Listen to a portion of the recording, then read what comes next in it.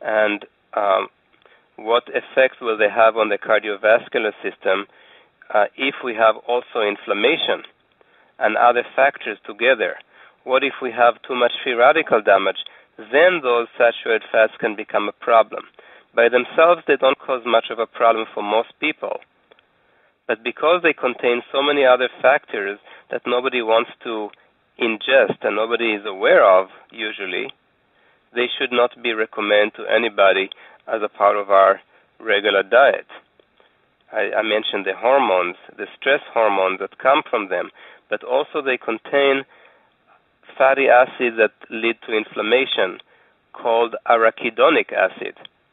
In large amount, when we eat animal foods and animal fat, we eat arachidonic acid, and we will talk about that in a short time when we get to the inflammation process of the body and how it is related to fatty acids.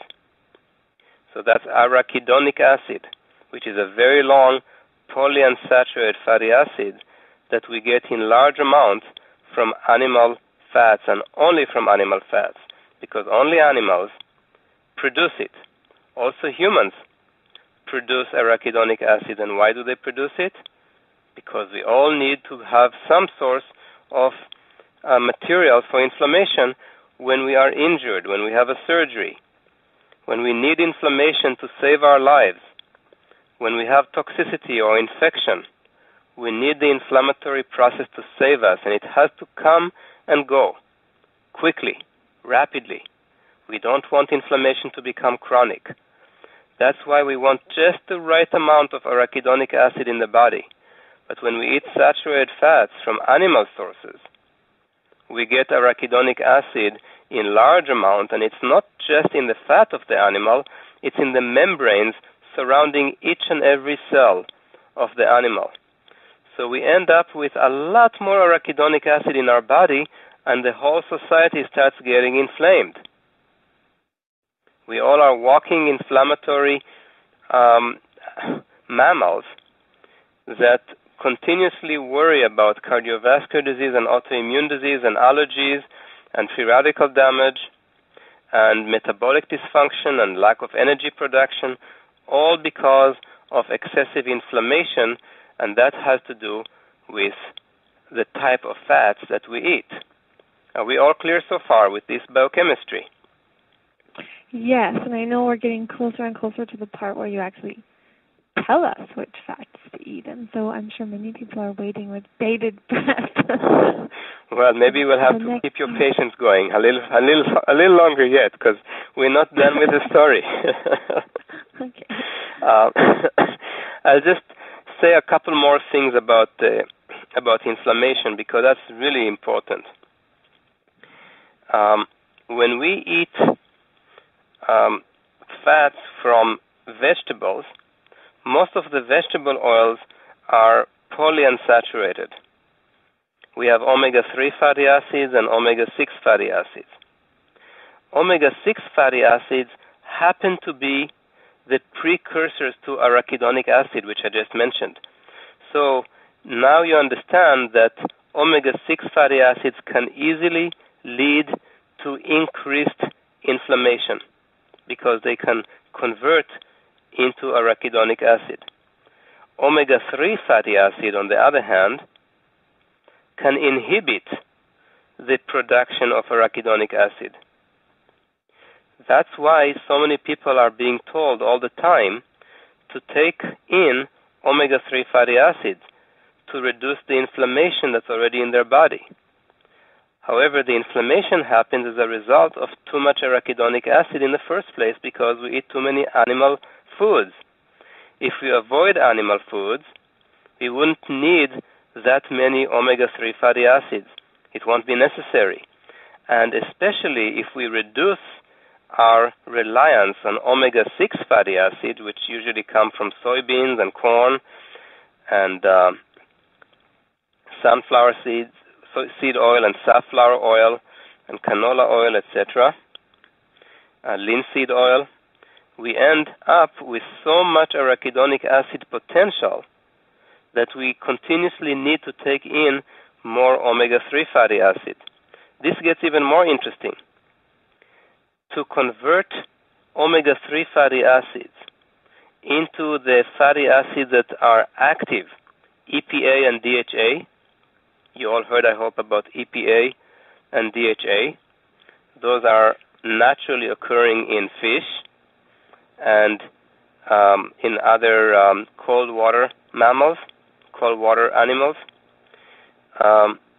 These fatty acids can only be converted, can only be produced if you eat vegetable oils like flax oil and pumpkin seed oil that contain omega-3 fatty acids, if your body has the appropriate amount of nutrients like B3, B6, vitamin C, zinc, magnesium. So a lot of people today are deficient in all of those nutrients. Vitamin C, almost everybody is deficient. Zinc, at least 80% don't even ingest enough zinc in their diets today. Magnesium, over 95% of the population is deficient. And many people are deficient in B6 and B3 as well because of various lifestyle factors. Also because so many people eat trans fats and alcohol and coffee and food additives and have viral infections that are chronic in the body, the enzyme that is designed to convert the vegetable oil of omega-3 fatty acids into the EPA and DHA is inhibited, and we lose the ability to reduce the inflammation. The same nutrients are necessary to convert the other vegetable oils, the omega-6, into a different type of omega-6 fatty acid that can also reduce inflammation. As a result of these nutritional deficiencies, a lot of people are inflamed, and that is another reason why there's a mega industry selling omega-3 fatty acids to everybody to reduce the inflammation that they shouldn't have had in the first place if they had a healthier lifestyle. Additionally, there are other nutrients that we get from a healthy diet, like bioflavonoids in fruits and vegetables, and ginger, and vitamin E from healthy, wholesome raw nuts and seeds, and selenium and zinc, and also turmeric, the spice, and vitamin E would help in different places of the inflammation process to block it instead of taking aspirin or non-steroidal anti-inflammatory drugs like ibuprofen. All of that can be avoided simply by having a healthier lifestyle, and then most of those supplements that are being given to people would not be necessary. So that is enough biochemistry, and now we're going to go to the story of fats and what's changed in our fatty intake and how it's affecting our health today. And this is the information that shocks most people because they have not been aware of it. First of all, we're going back to the time before World War II, in the early 40s. That's when we still ate coconut oil all the time. Coconut oil was the cheapest, the easiest oil to get from Central America in the United States or from tropical areas. It was imported into Europe, and everybody ate coconut oil, which was also a traditional oil for thousands and thousands of years in different indigenous cultures in the tropics.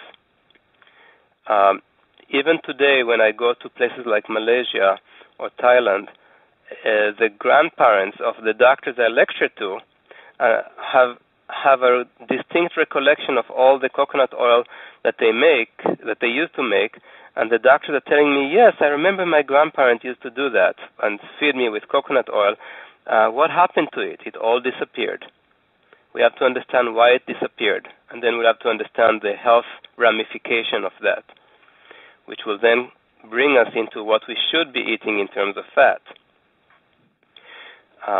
So coconut oil used to be a type of fat, and farmers were thinking, well, fat